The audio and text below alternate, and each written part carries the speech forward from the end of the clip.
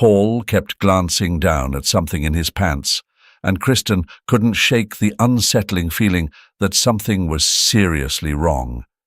When she finally discovered the truth, it left her reeling. Without wasting a moment, she picked up the phone and called the police. That same night, her ex-husband was taken into custody.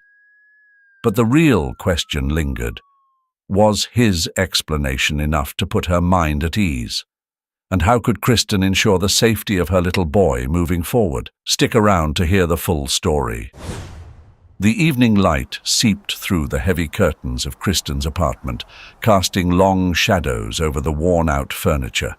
She had chosen this place for its practicality: 2 bedrooms, a small kitchen, and just enough space for her and Paul to live comfortably.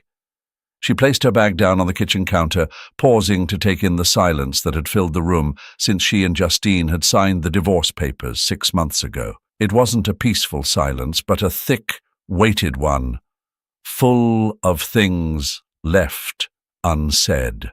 Paul, their 4-year-old son, sat quietly in the corner, building something out of colorful plastic blocks, his small hands moving in steady rhythm.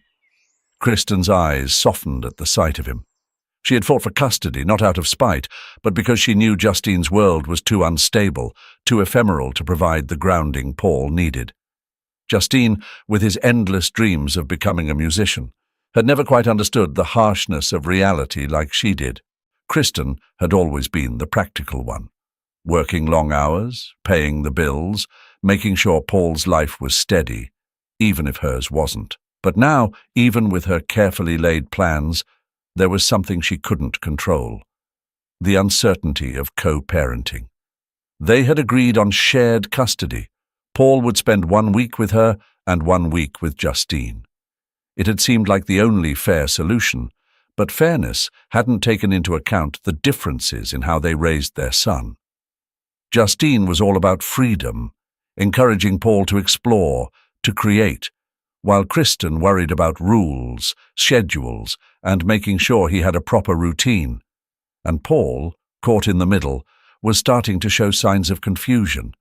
Little things, subtle shifts in behavior that Kristen couldn't ignore.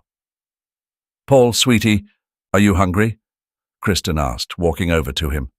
Her voice was soft but tinged with fatigue from a long day at work. Paul didn't answer right away. He continued fiddling with the blocks, his brow furrowed in concentration. Then, without looking up, he mumbled, "Not yet." Kristen watched him for a moment longer before heading to the kitchen.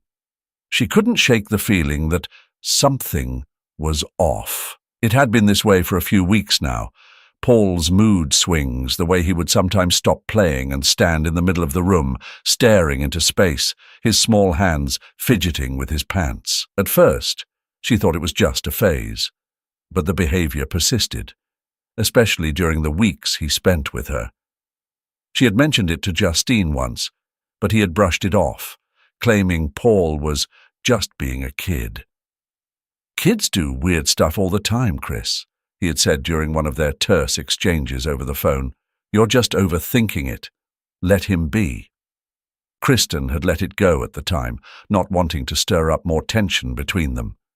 Justine was already on edge, especially after finding out about Luke. Her new relationship had clearly struck a nerve, though Justine had never admitted it outright. Instead, he had sent her a letter, filled with thinly veiled threats and accusations, accusing her of moving on too quickly, of ruining their family. Kristen hadn't known what to make of it, but it left her shaken, constantly questioning Justine's motives. How much of his anger was about her, and how much of it was really about Paul? Kristen sighed, turning back to check on Paul. He was standing now, his small body still as a statue in the middle of the living room. His hands, as usual, were resting on the front of his pants, pressing gently, as if trying to understand something only he could feel. "Paul?" she called, her voice more urgent than before. "Paul? What are you doing?" He didn't respond at first, just stood there, eyes distant, Then, slowly, he looked up at her, his face blank, as though waking from a dream. "Nothing," he said quietly.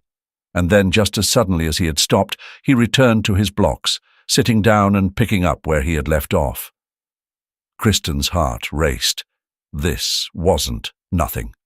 It was becoming more frequent, this strange, inexplicable pause in his play. She couldn't ignore it anymore. Her motherly instinct, sharp and unyielding, told her that something wasn't right. Was it the effect of bouncing between homes, between two completely different parenting styles? Or was it something deeper, something she didn't yet understand?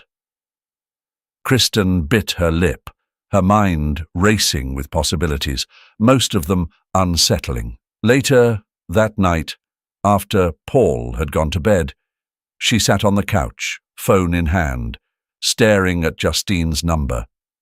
She needed to talk to him, to figure this out together, for Paul's sake. But the thought of hearing his voice, of dealing with his unpredictable temper, made her hesitate. In the end, she didn't call. Instead, she sat there, the apartment quiet around her, the weight of everything she couldn't fix pressing down like a shadow over her heart. Paul had been acting strange for the past few days, doing things that didn't quite make sense for his age. He would sit still for unusually long periods, his small face scrunched in concentration, staring at his hands or fiddling with his pockets. At first, Kristen dismissed it as childish curiosity. Kids that age did odd things. But Paul was still so young, too young, she thought, to get so lost in something like this. And it wasn't just a one-time thing. Every afternoon, at the same time, like clockwork, he repeated the odd behavior. It gnawed at her, this strangeness. She tried to bring it up to Justine casually the other day, but even that conversation had left her unsettled. Justine was Paul's father, her ex, and as much as she hated to admit it, dealing with him had always been complicated. That day, she had asked in the calmest tone she could manage, "Has Paul been doing anything unusual when he's with you?" Justine's response had been swift, defensive. "Paul's fine. Maybe you should worry less about what he's doing and more about being a mother." His voice had that edge to it, the familiar mix of disdain and irritation. "You've been busy with your new little fling, haven't you?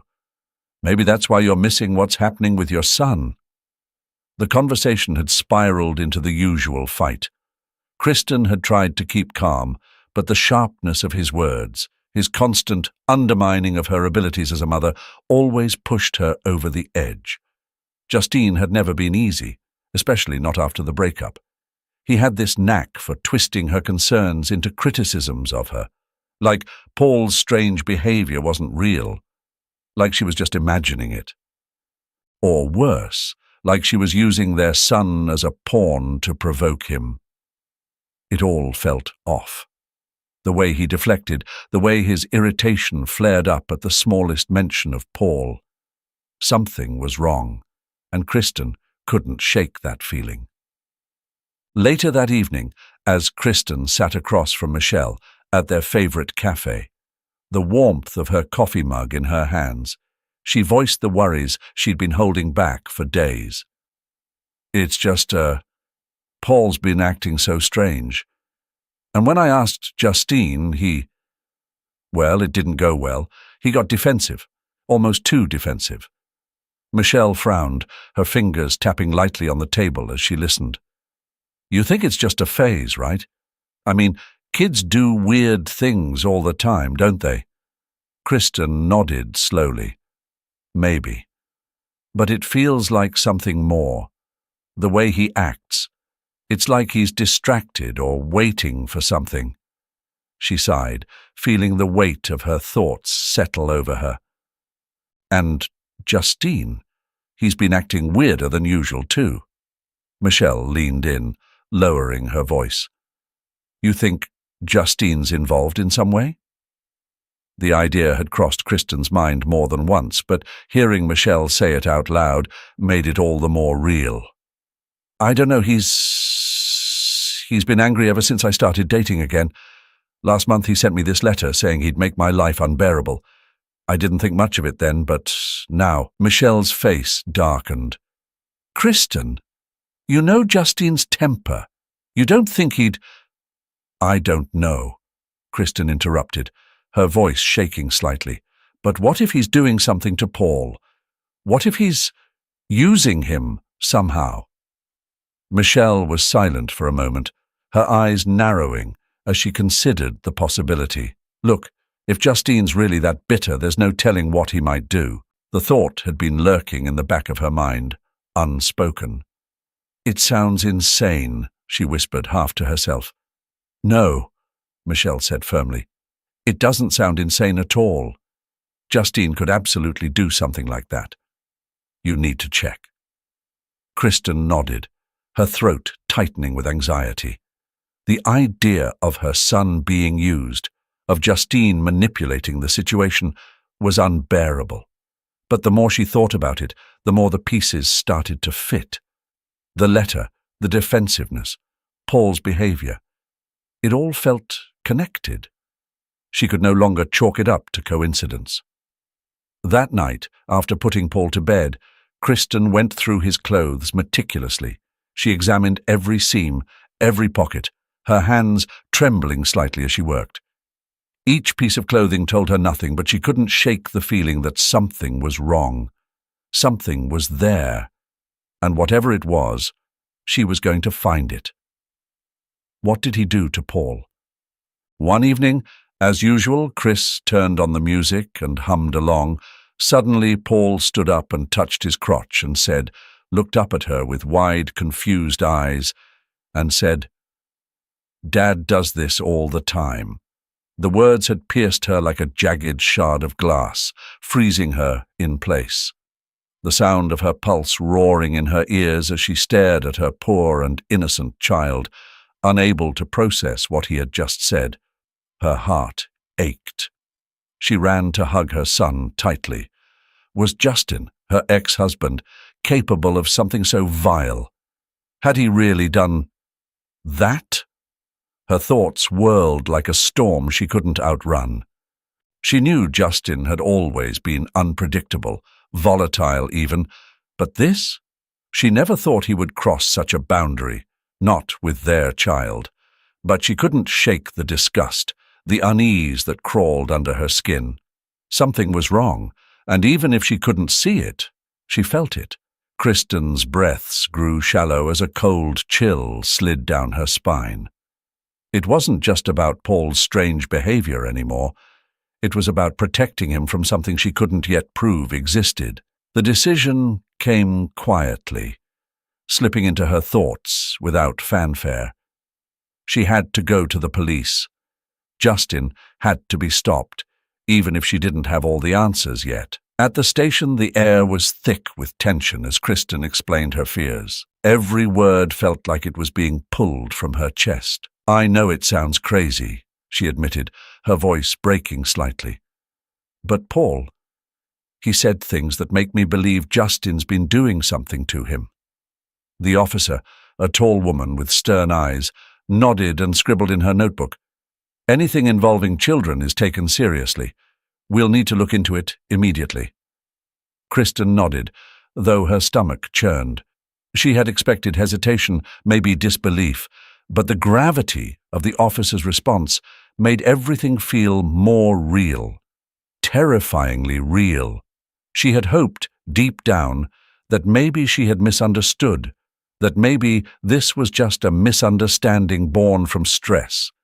But now, the wheels were in motion and there was no going back. Later that day, police cars rolled up to Justin's house. Kristen watched from a distance, her fingers white-knuckling the steering wheel as officers approached the front door. A few tense moments passed before Justin, wild-eyed and disheveled, appeared at the threshold. When he saw the police, his face twisted into a mask of fear. Without warning, he bolted, sprinting down the driveway like a man running from something far worse than an arrest. Kristen's heart dropped. Why would he run if he was innocent? Her suspicions, once just a simmer, now boiled over. She watched as the officers caught up with him, wrestling him to the ground, and felt a sick satisfaction. Justin was hiding something. He had to be.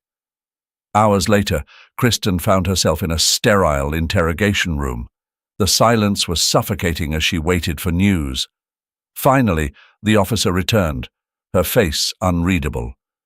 Kristen braced herself. "We've spoken with Justin," the officer began, folding her arms across her chest. "He ran because he's been using drugs after the divorce. He was afraid of being arrested for possession." Kristen's heart thudded in her chest. "And Paul? What about what he said?" The officer sighed, rubbing her temples. "We questioned him thoroughly and even used a polygraph. Justin passed. He doesn't seem to know anything about Paul's behavior, and we found no evidence of abuse." The words landed heavily, sinking into Kristen like stones in deep water.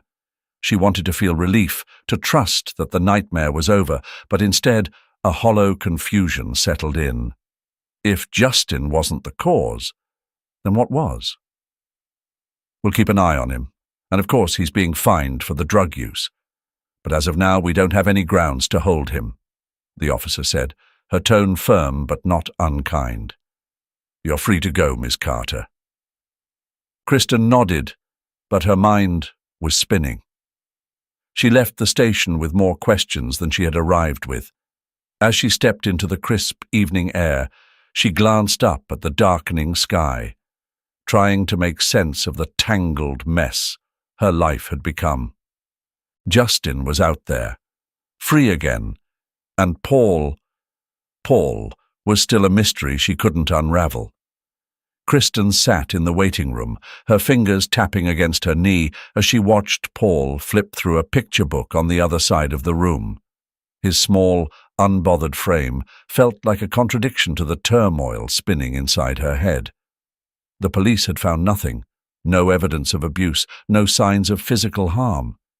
It should have been a relief, but Kristen couldn't shake the feeling that something was still terribly wrong. Today, they were meeting Dr. Hampton, the pediatrician, for a more comprehensive examination.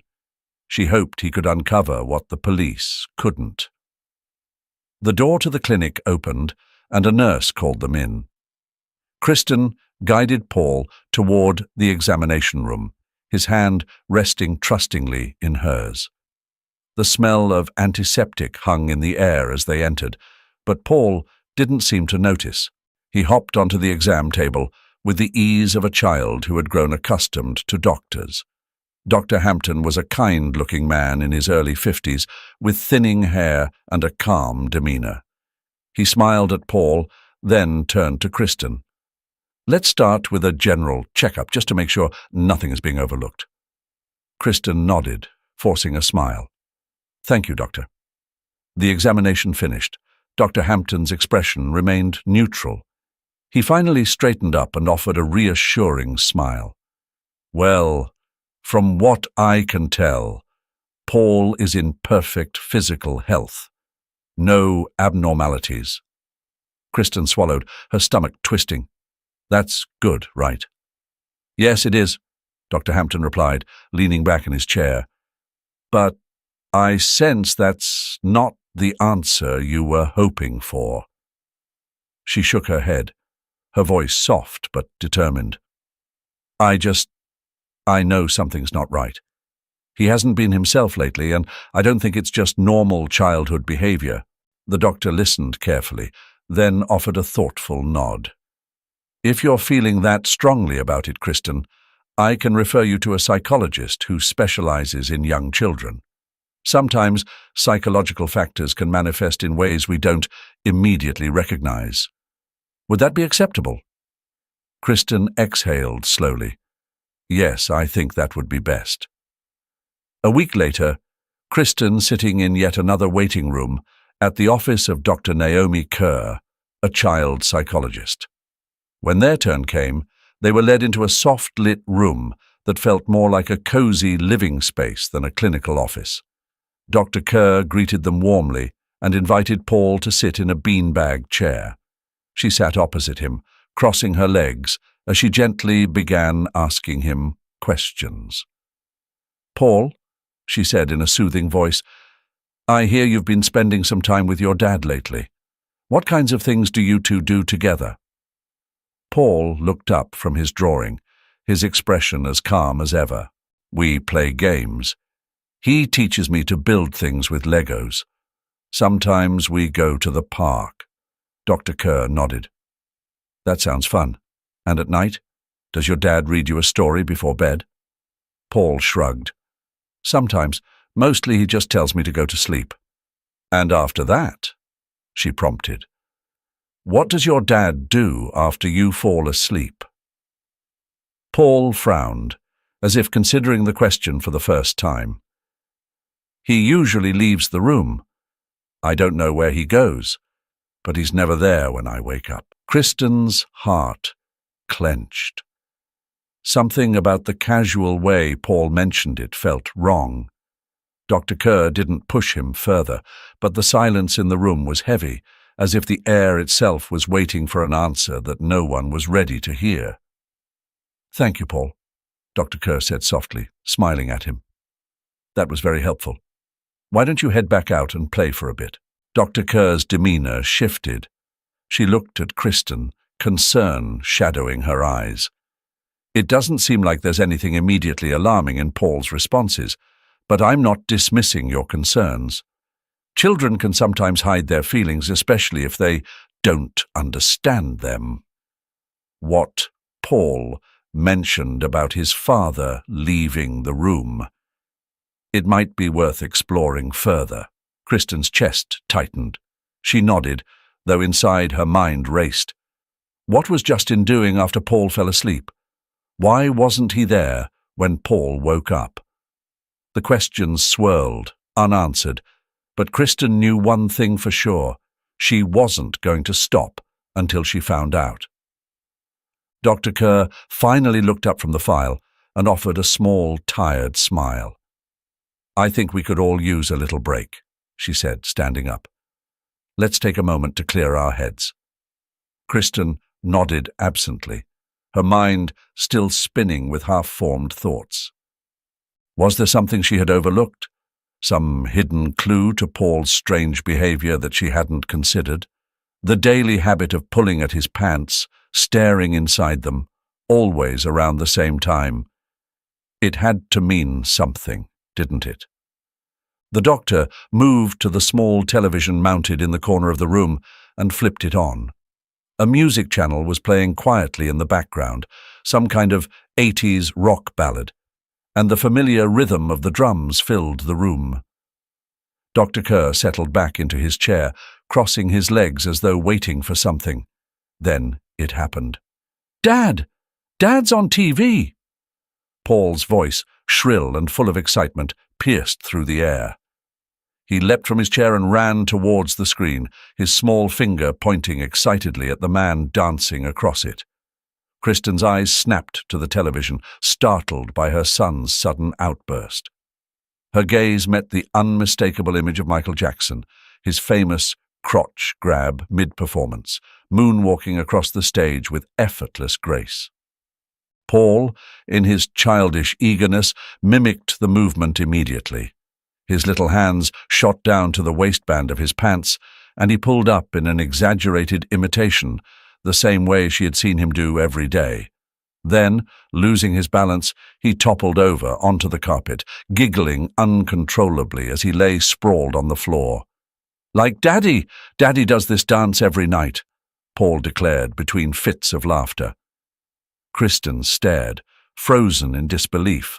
The pieces fell together slowly, like a fog lifting. It wasn't a hidden illness or some nefarious plot hatched by her ex-husband, Justin. Paul was simply trying to mimic the moves of the pop star he had seen, and what Paul had mistaken for his father's dance was likely just something he had glimpsed on TV, or maybe even Justin showing off a silly move from his younger years. Dr. Kerr chuckled softly, the tension in the room easing. "Well, there we have it," she said, a smile playing at his lips as he glanced at Kristen. "I think we've just found the answer to Paul's strange behavior." Kristen blinked, struggling to process the simplicity of it all. Her son wasn't unwell. He wasn't being used as a pawn in some twisted game between her and Justin. He was just a little boy, innocently copying what he saw his father did. The doctor's voice interrupted her thoughts. "There's nothing medically wrong with Paul," she said gently. "Children his age are naturally curious and impressionable. What he's been doing is completely harmless, just his way of expressing what he's seen. There's no reason to worry." A wave of relief washed over Kristen, though it was tinged with a hint of embarrassment. How could she have let her fears spiral so out of control?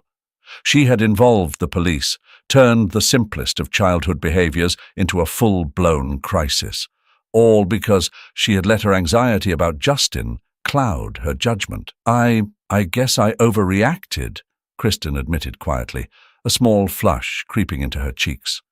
Dr. Kerr smiled understandingly. "It happens to the best of us. Parenting is stressful, and when you've been through a difficult separation like yours, it's easy to assume the worst." Kristen nodded, glancing down at Paul, who was now trying unsuccessfully to moonwalk across the floor. His laughter was infectious, and despite the weight of her previous concerns, she found herself smiling. For the first time in what felt like weeks, the tightness in her chest began to ease. Kristen had been rehearsing the conversation in her head for days. Sitting in her car just outside Justine's apartment, she felt a knot of regret tightening in her chest. The months of suspicion, the anger, and the distance she'd placed between them now seemed so unnecessary. What had started as a worry about Paul's strange behavior had spiraled into something far more toxic. She exhaled slowly, hoping the words would come naturally once she faced him. Knocking on his door, she waited, the sounds of the city pulsing in the background. Justine opened the door, surprised but composed. His eyes were guarded, as though he'd been preparing for another confrontation. Kristen cleared her throat. "Can we talk?" she asked, avoiding his gaze for a moment, her voice softer than usual. Justine hesitated but stepped aside, allowing her to enter. The apartment was neat, with traces of his usual disorder, musical scores spread across the table, a guitar leaning against the wall, the faint smell of freshly brewed coffee in the air. It struck her, as it often did, how their lives had diverged so sharply. There was a time when this kind of disorder had irritated her, but now it felt almost comforting, a reminder of the life they had shared, however imperfect it had been. She sat down on the couch, still fumbling for the right opening. Justine remained standing, arms crossed, watching her intently. She finally spoke. "I came to apologize," Kristen began, forcing herself to meet his eyes. "I've been wrong about a lot of things, about you, about Paul, and everything that's happened recently. I shouldn't have accused you without understanding the full story. The things I said, the things I assumed, they weren't fair." Justine's expression softened, but there was still a flicker of hurt behind his eyes. "I'm not going to lie, Chris. It did hurt. The accusations, the way you treated me, I didn't deserve that." Kristen nodded, shame flooding her. "I know, and I'm sorry. The letter you wrote back then, it terrified me. I thought you might use Paul to get back at me. But now I understand. The doctor explained everything about Paul's behavior. It's not you. It was never you. I shouldn't have jumped to conclusions." Justine sat down across from her, running a hand through his hair.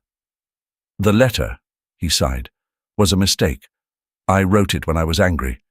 I didn't mean half of what I said, but at the time, it felt like you were pushing me out of Paul's life. And I panicked. The idea of losing him, of not being a part of his world, was too much. Kristen could hear the vulnerability in his voice, and it struck her how much she had misunderstood his actions. "I get it now," she said quietly. "And I know you would never hurt him, or me. It's just, everything got so complicated." There was a pause, the kind that hung heavily between people who had shared too much history to simply walk away from each other. Justine finally spoke, his voice measured. "I never wanted Paul to get caught in the middle. You know that, right? The reason I was sneaking out to dance at night wasn't because I didn't care about you or him. It's just, I knew how much you hated the music, the dancing. You always said it was a waste of time, and I didn't want Paul getting any ideas." Kristen's heart sank. "You think I hated that part of you?" she asked, her voice trembling slightly. "I know you did," he replied. "That's why I kept it hidden. I didn't want Paul to see it, to think it was something he should be interested in. I didn't want to make things harder for you, Chris." She stared at him, realizing just how deeply she had misunderstood him. "I didn't hate it, Justine. I was frustrated back then with everything, but I never wanted to take that part of you away. And now, with Paul, if he ever shows any talent, any love for music, I'll support it. I won't stop him, I promise." Justine's shoulders relaxed slightly, and for the first time in months, they seemed to be on the same page. "Thank you," he said softly. "That means a lot." They both knew there was no repairing the romantic bond that had once tied them together, but they were starting to understand that wasn't the point anymore. What mattered now was Paul, and ensuring that he had the best possible chance to grow up in a home where he was supported no matter what. No, it was one of the few calm exchanges they'd had in years. "I don't want us to fight like this anymore," Kristen had said, her voice quiet but firm. "It's not good for Paul. It's not good for any of us." Justine had sighed, rubbing his temples in that familiar way he did when he was trying to keep his emotions in check. "I don't want to lose him, Chris. Every time I see you with Luke, I feel like I'm being pushed out." Luke. Kristen's new husband. She knew Justine resented him, even though Luke had always been respectful. He had never tried to take Justine's place in Paul's life, but still, there was that underlying tension. Kristen understood now. It wasn't about Luke as a person, it was about what Luke represented. "I'm not trying to take Paul away from you," Kristen had said softly, meeting Justine's eyes. "And Luke isn't either. He knows you're Paul's father. We need to find a way to make this work, for Paul's sake." Justine had nodded, though reluctantly. "Yeah, I know." That was the first step. The day they both agreed, for Paul's sake, to put aside their personal grievances. It wasn't easy, not at first. There were still moments when old wounds resurfaced, when Justine's jealousy would flare, or Kristen's patience would wear thin. But slowly, things began to change. Kristen looked out the window again, watching the street below. She had begun taking more time for herself recently. It was something Luke had encouraged. He saw how much she had been giving to everyone else, and how little she was giving to herself. She started going back to the gym, something she hadn't done in years. It felt good to move again, to feel strong in her own body. She also reconnected with old friends, people she hadn't seen since her life had become consumed by the drama with Justine. There were community events, weekend brunches, and even an art class she had signed up for on a whim. It was freeing, rediscovering parts of herself that had been buried under the weight of past conflicts. And then there was Luke. Marrying him had been the right decision. Kristen had never been more sure of anything in her life.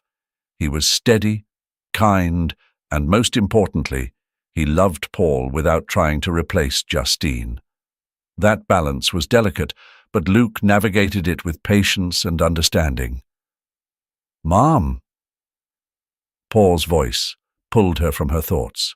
She turned to see him standing in the doorway, his hair tousled from sleep. "Can we go to the park today?" Kristen smiled. "Of course, sweetheart. Let's get you some breakfast first." As she moved to the kitchen, she thought about how much had changed in the past year. Her life had found a new rhythm, one that wasn't perfect, but was far more peaceful. The tension with Justine wasn't entirely gone, but it was manageable. They were both learning day by day how to co-parent without letting their past cloud their present. Kristen felt lighter these days. The weight of resentment, of bitterness, was slowly lifting. She had found herself again through small acts of self-care, through new relationships, and through the quiet understanding that some battles weren't worth fighting anymore. She glanced at Paul, who was happily munching on his cereal, and then at the empty seat where Luke would soon join them. This was her life now. And for the first time in a long time, Kristen felt at peace with it. Paul was only 7, but the signs were clear. Music ran through his veins. His fingers would tap rhythmically on any surface, his body swaying unconsciously to the faintest sounds. It wasn't long before Kristen noticed, and with Justin's encouragement, they signed Paul up for dance lessons. At first, Paul had been unsure, standing awkwardly in the studio as other kids spun and leaped with ease. But over time, something began to shift.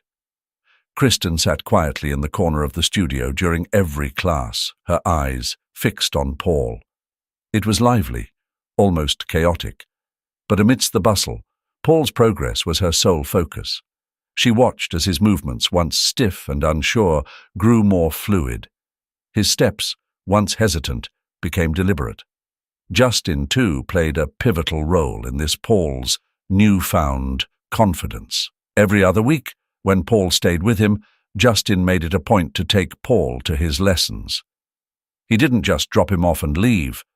Justin stayed, much like Kristen did, watching from the sidelines. But, for Justin, there was more than just pride in Paul's progress.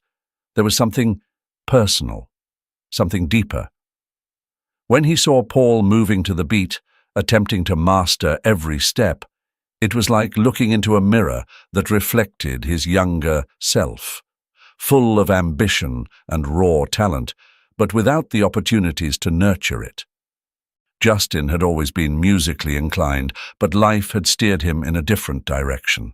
Now, through Paul, he felt a sense of renewal, a chance to witness what could have been. He didn't say this out loud, of course. It wasn't in his nature to burden Paul with his own lost dreams. But every time he watched his son move with more certainty, every time Paul nailed a sequence of steps, Justin felt a surge of pride that was difficult to contain. "You're getting really good at this," Justin said one day, driving Paul home after class. He kept his eyes on the road, but there was a warmth in his voice that Paul couldn't miss. Paul shrugged, though the corners of his mouth tugged upwards. "Maybe. It's fun, though." "That's the most important part," Justin replied, glancing briefly at his son. "When you enjoy it, you keep getting better without even realizing it." In truth, Justin had more in mind than just fun. He saw the potential in Paul, a natural rhythm that needed nurturing. Justin was determined to provide Paul with every opportunity to flourish, whether in dance or any other musical path that caught his interest. It wasn't about reliving his own past through his son, but about offering Paul the support that Justin had never had. Kristen and Justin didn't speak often about their shared involvement in Paul's journey, but there was an unspoken understanding between them. For all their differences, they had one thing in common: a deep desire to see Paul thrive. They each contributed in their own way, ensuring that Paul had the space and encouragement to explore this newfound passion. Thank you for joining me through the stories of Kristen, Justine, and Paul.